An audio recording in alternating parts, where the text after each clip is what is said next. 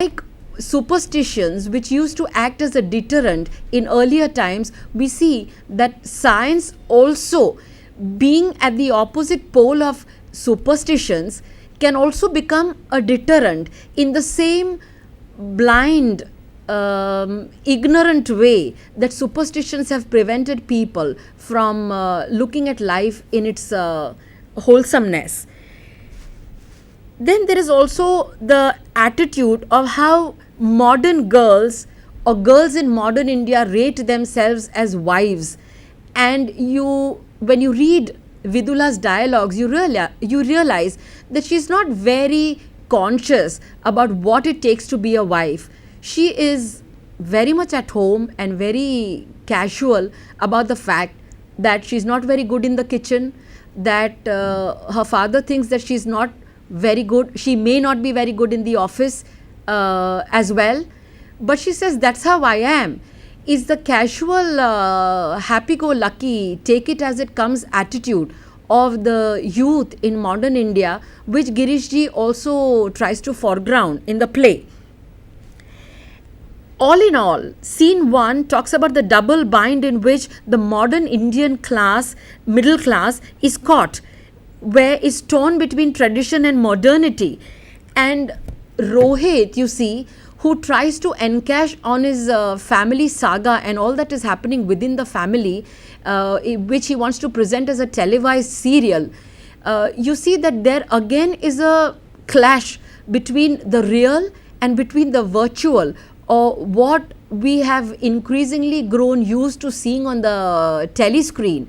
And when he talks about this whole business of his elder sister also having got married to her husband within just a matter of hours acquaintance, and when he wants to display that on the screen, which the history is going to be repeated because Vidula is going to be married to Ashwin in the same way after just a few hours of interaction via email and video conferencing. Pratibha says, no, our viewers who constitute the young people of modern India, college going people, youngsters, will not be willing to digest the fact that somebody can meet somebody in just a matter of hours or just a matter of days and agree to get married. What we see here is a kind of counterbalancing or a kind of semblance between what used to happen in days of old, where the bride and groom, where the families decided on their behalf that they should be getting married, and where they were only allowed probably a couple of minutes or hours to get acquainted with each other or just have a glimpse of each other before they got married in the arranged marriage tradition that has been going on in India. And what happens now? The NRI bridegrooms, who have also earned the bad name of fly-by-night grooms because pressurized by their parents to marry Indian girls who constitute this whole, who are epitomes of Indian wifehood, of chastity, of homeliness, of docility, and of keeping traditions alive.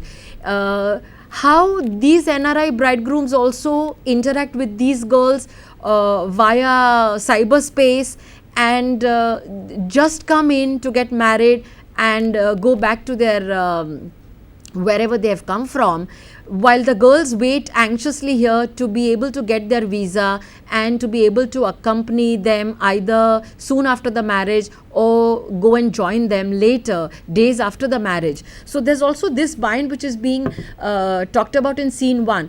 And as Amrita Srinivasan, professor of sociology, who has written the preface to the play, who has been invited to write the preface by Girishji, when she talks about it from the sociological point of view, which is why I decided to discuss the play as a socio-economic play, which is very different from the other plays, as I told you, of Girish Karnad, where you would be discussing those plays as plays dealing with history and mythology. The fact that Professor of Sociology Amrita Srinivasan has dissected the play for us shows us how this play has layers and layers of implications and meaning as far as socio-economic implications of the play are concerned. And scene 1 itself is so deeply layered that it prepares the ground for the remaining scenes, which also deal with these particular aspects in detail. You come to scene 2 and you realize that it's the usual humdrum of an Indian family preparing for a wedding. You see, it's been cliched now that you talk about weddings in India as the big fat Indian wedding or the great Indian wedding, because the wedding phenomenon in India is blown out of proportion, and it has become a kind of occasion where people look upon it as a platform or an event or an opportunity to flaunt their socio-economic status. And those of them who do not belong to a really privileged socio-economic status also go as far as getting into debt, because you see in the play here that Mr. Nadkarni happens to kind of relive those anxious moments where he had to borrow a great debt, a loan, in order to pay for his eldest daughter Hema's wedding expenses. And that is the situation in which the middle class is caught. The middle class, which is now emerging as the bourgeoisie, is not really aristocracy or capable of what the aristocracy or the gentility is capable of doing in the socio-cultural sphere. But in an attempt to be like them and in an attempt to scale up the social ladder as soon as they can, the wedding assumes a great significance as far as society in India is concerned, and in general, and as far as the Indian middle class in particular is concerned. And then you have very interestingly Girishi portraying the hypocrisy of rituals. You see, the mothers and the mother and daughters have got saris to give out to female relatives, and while they are deciding which sari should be given to whom, there's a lot of gossip that goes on which foregrounds the hypocrisy of such rituals, where the mother says, oh, not that sari for that lady. Has she ever bothered to call us for lunch or a meal in all these 9 years? So it also shows that when you give out a gift to someone who is a relative, who's part of your extended family, modern India has, with the televisions in the drawing rooms and with the private space being invaded by all the gadgets that you have. Of course, you all know there's the laptop, and then you have the email, and then you have your mobiles and your SMSs and your WhatsApp and all these applications which do not allow you to focus on anything outside your extremely personal sphere. So Girishi is also foregrounding the fact that the socializing that defined Indian society is also at a loss, and this is one of the aspects which is very worrying from all the other aspects that he tries to show us. And later on he also shows us the irony of NRI status, which you say the non-resident Indian, but the Indianness or the Indian ethos which is included in that word Indian is entirely missing. Though in the case of Ashwin here in the play, you have a case of contrast, because Ashwin, though he has lived for many years in the US, does not talk with an American accent. And I'm sure when you would want to, perform the play and play out the character of probably say Rohit, who is an upcoming Indian youth who is working in a very swanky production house, or Vidula, who probably has a convent education, or the one she goes to the cyber cafe and she's used to conversing to people from all parts of the country, or even Vivan, who is so Americanized, would be putting on an American accent even though they have not gone outside India, although they live inside India. Then there is the pressure of the preparations, which under which Indian families and the Indian middle class is caught, mainly because they have the socio-economic pressures to face as well. Then the vying for wedding at a panoramic scale, which I spoke about, that the wedding in your family should be bigger and fatter and grander, grandiose and more magnificent and glittering than the last wedding that you attended or some wedding that you read about or heard about. And then the family politics which comes up when it amounts to mudslinging, where the siblings are taunting one another. The daughter has a grievance against the mother has a grievance against the children. It also shows how the family fabric is kind of getting torn and is coming apart, and this is all being done by the fact that our society and our lives are increasingly getting invaded by technological advancements. And then you have as a kind of thorn in the flesh or a very very sore point, where the marriage of the parents is not presented as a model marriage, or the children do not have the marriage of the parents as a role model, where the father's refrain constantly keeps coming up in the play till the last scene, where he keeps saying repeatedly with a lot of probably remorse and resentment that marriage is a gamble after all. And I'm reminded of D.H. Lawrence's short story, The Rocking Horse Winner, where there is this the ghost of poverty in the family, and where everybody, including the children, seem to be hearing this whisper all throughout the house saying there must be more money, there must be more money. And the father's refrain acts like that, is very haunting. The moment the family members and the readers forget in their enthusiasm for the preparation of the wedding, which is supposed to be a very festive occasion and an occasion for dancing and singing, which we see in one of the scenes where Vidula says, come on, I don't want all of you to be so downcast and to be so caught up in the mire of all the troubles that there are. After all, it's my wedding. I want you all to laugh and sing and dance.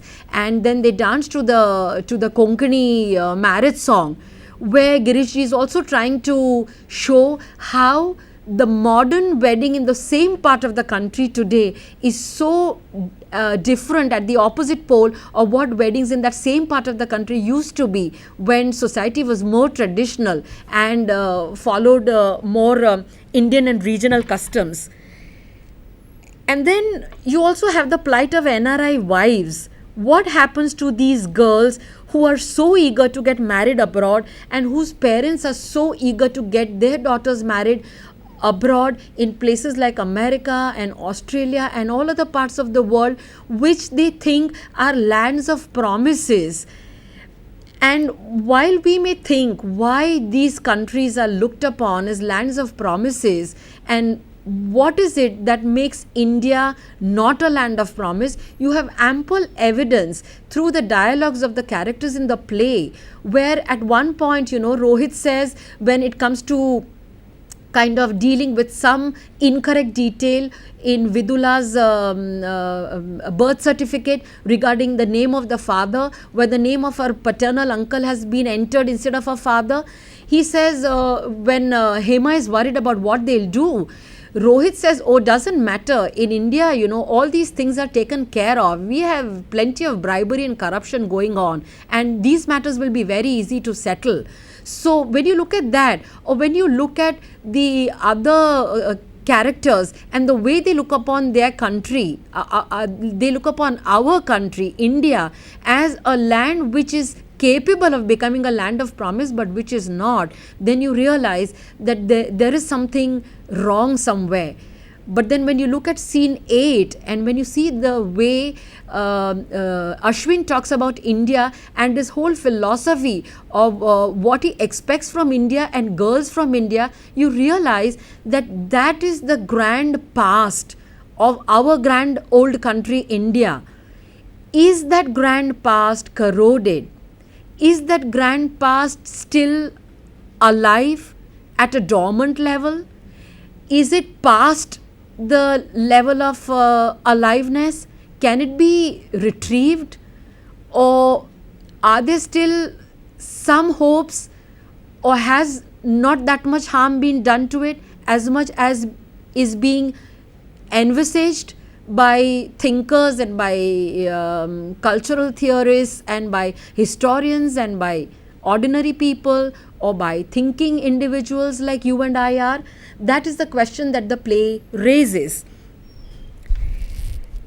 And then the youth, what has technology, which constitutes the Americanization of Indian society, what has it done to the teenagers and to the youth of today, is one question that is being dealt with in the play repeatedly. And then you have the petty mindset of homemakers with specific reference to Mrs. Nadkarni. You see, at the end of the play, in scene 9, when she gives the parting advice to her daughter who is about to just leave for America, she says, I'm so happy that you are, getting married and leaving. I want you to live the life that I have missed living, which I was not able to do because we had economic problems when your father and I started off, and then we had all the 3 children. How difficult it was to manage the household. I hardly had time for myself. Forget pursuing the interest that I had. I do not want you to live the life that I wanted. I am sending you to America, to the land of opportunities, because I want you to live the life that I have missed out on. Go ahead and live a life where you can pursue your dreams and hobbies and all the rest, so that you find fulfillment even outside the domestic, the private sphere, that is the professional and public sphere. So given the fact that the mother has been denied these opportunities and that she has not been able to pursue her interests and widen her horizons, you see her satisfying her ego by squabbling with the cook Radhabai, who she looks upon as a kind of competitor in the kitchen, which is traditionally meant to be the stronghold of the homemaker or the Indian wife. And when you look at that, you see a clear demarcation between the homemakers or the Indian wives of the earlier generation and the Indian wives of the new generation.